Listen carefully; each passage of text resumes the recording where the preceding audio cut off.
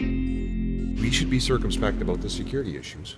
We should give ourselves enough time to reevaluate, and that's what we're asking the Prime Minister to do. I do believe that if there's a chance that even only one person would use the refugee process to come into this country with a plan to do ill, to do bad things in Canada to Canadians, that's worth it. That's worth some circumspection. We're not saying let's not do this.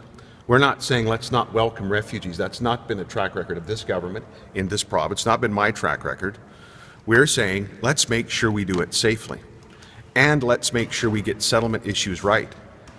This date occurred. This deadline that we have now came in the construct, in the context of a federal election.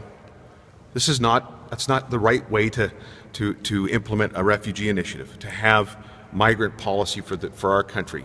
And I'm saying, we've said to the Prime Minister through his ministers, we've said we'll support, and Canadians would support, the federal government simply saying this shouldn't be driven by a deadline. It should be driven by blessed assurance that we can have as Canadians, that the Canadian government can have, that it can be done safely. I have concerns around settlement, has been reported to me by the ministers, reached out to municipal leaders and settlement groups.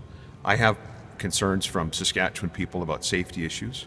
And so we're not saying Saskatchewan doesn't want to welcome refugees or Canada shouldn't. We're saying let's not be driven by a deadline.